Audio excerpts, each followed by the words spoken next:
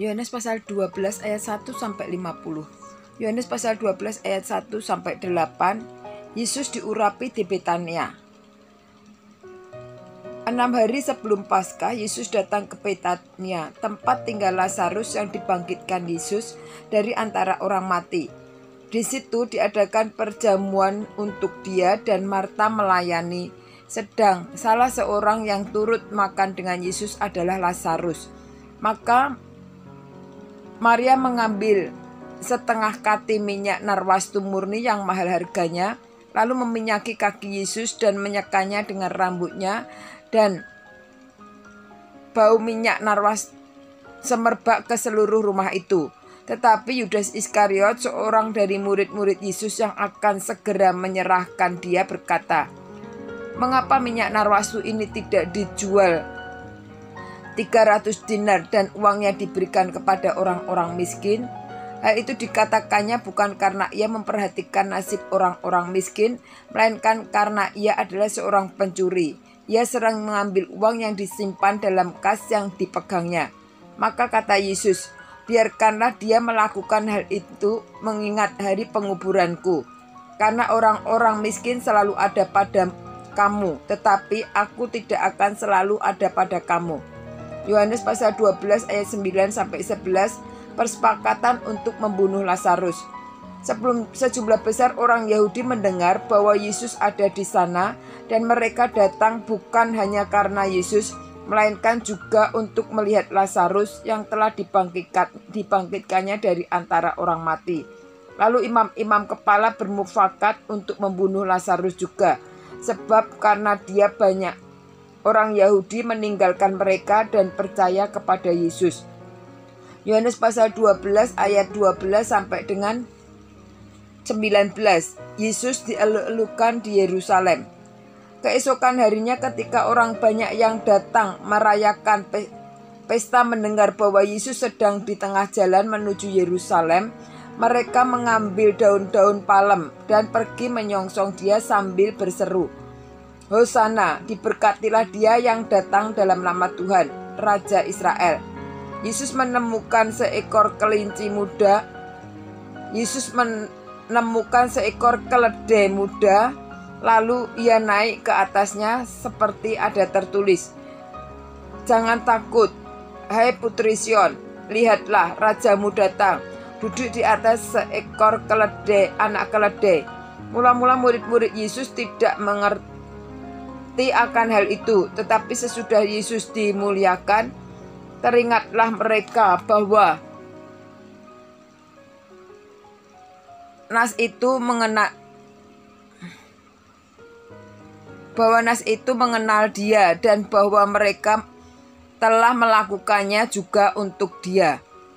Orang banyak yang bersama-sama dengan dia ketika ia memanggil Lazarus keluar dari kubur dan membangkitkannya dari antara orang mati memberi kesaksian tentang dia. Sebab itu orang banyak itu pergi menyongsong dia karena mereka mendengar bahwa ia yang membuat mujizat itu. Maka kata orang-orang Farisi seorang kepada yang lain, "Kamu lihat sendiri bahwa kamu sama sekali tidak berhasil. Lihatlah, seluruh dunia datang mengikuti dia." Yohanes pasal 12 ayat 20 sampai dengan 35. Yesus memberitakan kematiannya. Di antara mereka yang berangkat untuk beribadah pada hari itu, terdapat beberapa orang Yunani. Orang-orang itu pergi kepada Filipus yang berasal dari Betsaida di Galilea, lalu berkata kepadanya, "Tuan, kami ingin bertemu dengan Yesus." Filipus pergi memberitakannya kepada Andreas. Andreas dan Filipus menyampaikannya pula kepada Yesus. Tetapi Yesus menjawab mereka, katanya, "Telah tiba saatnya Anak Manusia dimuliakan.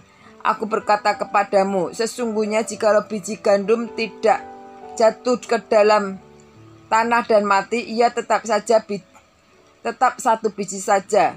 Tetapi jika ia mati, ia akan menghasilkan banyak buah. Barang siapa mencintai nyawanya, ia akan kehilangan nyawanya. Tetapi barang siapa tidak mencintai nyawanya di dunia ini, ia akan memeliharanya untuk hidup yang kekal. Barang siapa melayani aku, ia harus mengikut aku, dan di mana aku berada, di situ pun pelayanku akan berada.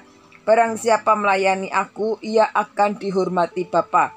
Sekarang jiwaku terharu, dan apakah yang akan kukatakan?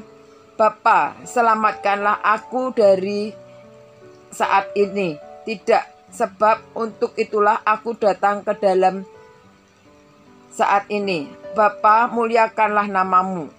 Maka terdengarlah suara dari surga, aku telah memuliakannya dan aku akan memuliakannya lagi.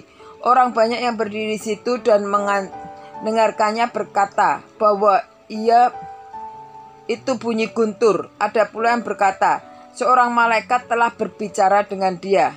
Jawab Yesus, suara itu telah terdengar bukan oleh karena aku, melainkan oleh karena kamu. Sekarang berlangsung penghakiman atas dunia ini. Sekarang juga penguasa dunia ini akan dilempar keluar. Dan aku, apabila aku ditinggikan dari bumi, aku akan menarik semua orang datang kepadaku. Ia dikatakannya untuk menyatakan bagaimana caranya ia akan mati. Lalu jawab orang banyak itu, kami telah mendengar dari hukum Taurat bahwa Mesias tetap hidup selama-lamanya. Bagaimana mungkin engkau mengatakan bahwa anak manusia harus ditinggikan? Siapa anak manusia itu? Kata Yesus kepada mereka, hanya sedikit waktu lagi terang ada di antara kamu. Selama terang itu ada padamu, percayalah kepadanya, supaya kegelapan jangan menguasai kamu. Barang siapa berjalan dalam kegelapan, ia tidak tahu kemana ia pergi. Percayalah kepada terang itu. Selama terang itu ada padamu, supaya kamu menjadi anak-anak terang. Sesudah berkata demikian, Yesus pergi bersembunyi dari antara mereka. Yohanes pasal 12 ayat 37 sampai dengan 43. Mengapa orang Yahudi tidak dapat percaya? Dan meskipun banyak mengadakan begitu banyak mujizat di depan mata mereka, namun mereka tidak percaya kepadanya. Supaya genaplah firman yang disampaikan oleh Nabi Yesaya, Tuhan, siapakah yang percaya kepada pemberitaan kami? Dan kepada siapakah tangan kekuasaan Tuhan dinyatakan? Karena itu mereka tidak dapat percaya, sebab Yesaya telah berkata juga, ia telah membutakan mata dan mendegilkan hati manusia, hati mereka, supaya mereka jangan melihat dengan mata dan menanggap dengan hati, lalu berbalik sehingga aku menyembuhkan mereka. Hal itu dikatakan oleh Yesaya karena ia telah melihat kemuliaannya dan telah berkata-kata tentang dia. Namun banyak juga di antara pemimpin yang percaya kepadanya, tetapi oleh karena orang-orang Farisi mereka tidak mengakuinya berterus terang, supaya mereka jangan dikucilkan. Sebab mereka lebih suka akan kehormatan manusia daripada kehormatan Allah. Yohanes pasal 12 ayat 44 sampai dengan 50. Firman Yesus yang menghakimi.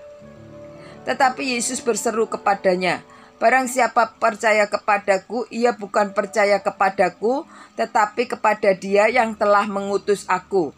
Dan barang siapa melihat aku, ia melihat dia yang telah mengutus aku.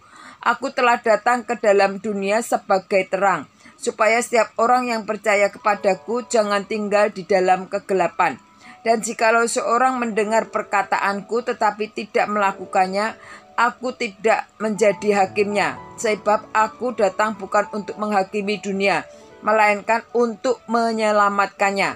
Barang siapa menolak aku dan tidak menerima perkataanku, ia sudah ada hakimnya, yaitu firman yang telah kukatakan.